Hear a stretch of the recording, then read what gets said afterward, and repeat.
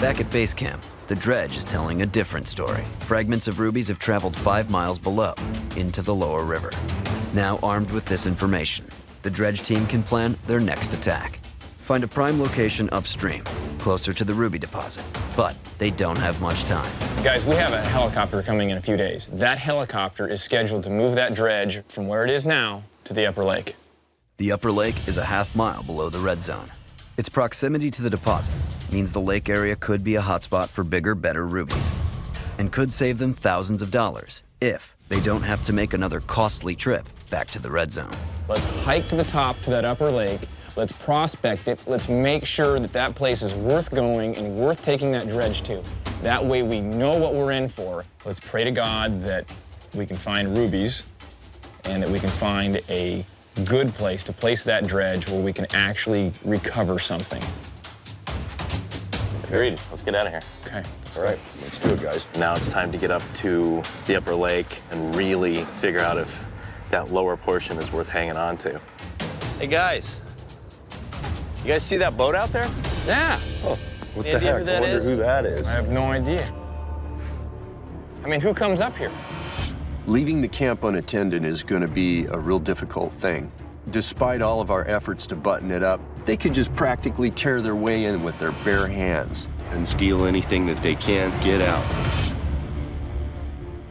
Back at base camp, the miners have spotted a boat offshore.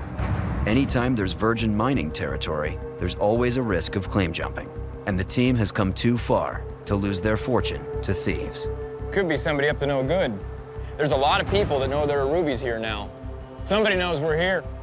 Well, people know we're out here. They know what we're doing. It's no different than it is back home. People think you're finding something. They want to be right there, seeing what you're doing, because they're going to try and move in on it. We are in the middle of absolute nowhere. We're in the middle of nowhere, but everybody knows that we're here, what we're doing. Yeah, this kind of scares me. We're heading up to the lake. We got to button up that shack tight. God, I hope it's not another mining company. We might have problems.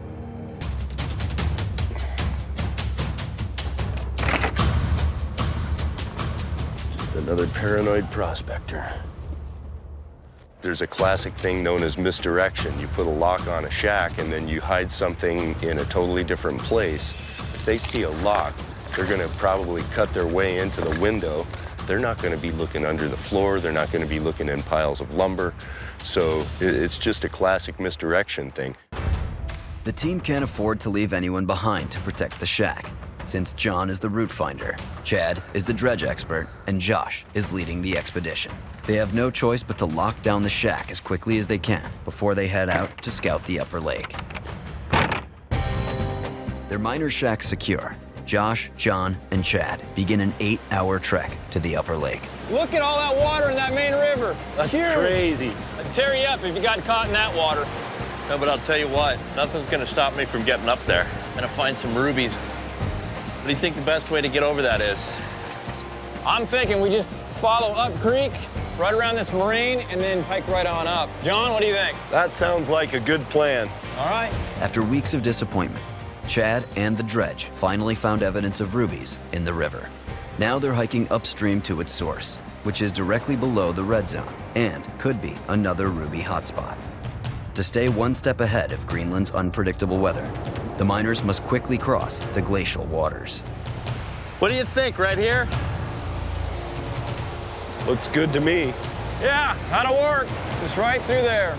Pretty much what we decided was to roll up our pant legs and wade the creek. Slow and steady, guys. Got a long way to go. Oh, it's gonna be cold. Oh, yeah, that's cold. Traversing a glacier-fed river with temperatures just above freezing can easily bring on hypothermia.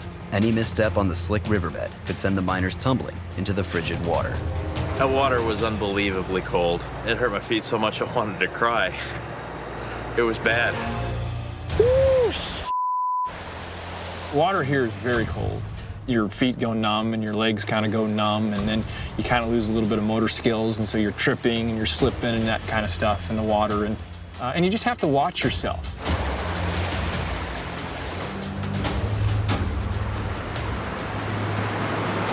So much for staying dry. Chilled to the bone, but safe on the other side. The miners start the second leg of their journey to the top of the lake. But with clouds rolling in, they don't have much time. Guys, there's the lake. You gotta be kidding me. That thing is much bigger than I thought it was. That's the spot right there, man. That whole deposit we see exposed right there, that's what runs through where the red zone is and where they're pulling rubies out of right now. That whole place could be full of freaking rubies. That's amazing. We could find a ruby today. Oh my God. It's absolutely my responsibility to make sure that our project here in Greenland, especially with the dredge, is economically viable. But you have to know when to pull the plug. And it's my job to make sure that we don't go overboard. The red zone is right above us here. Where's the corner of our license? We're good all up in here. We're good all up in here. When it comes to mining, You still have to know where the boundary is. You step on one side of it and you're out of the claim boundaries. You step on the other side of it and you're in the claim boundaries. Those rubies are in that ground right there somewhere. We just gotta find them. We need to prospect this whole zone right here. Then we need to go down to where this drainage is dumping into the lake to see that there's a good place for that dredge to be put in. I did not randomly put the boundaries down of this permit. You can't just come out here and just start digging and taking what you want. You still have rules that you have to follow. We screw up, we could be thrown out of this country. In the basin below, Josh, John, and Chad finally reach the upper lake. They are miles from base camp, so they must get to work before they're caught in the encroaching storm. Let's head up here, top out right there on that bench. We'll come back around, we'll prospect down this creek all the way to the lake, picking dredge locations all the way. This weather's getting bad. Well, that river crossing that we did this morning, that river could swell. We might not be able to get back into base camp tonight. We gotta maximize our time. All right. The miners have no time to delay. They must collect rock samples, pinpoint a location for the dredge, and get back to base camp before they're cut off by the weather and trapped at the upper lake.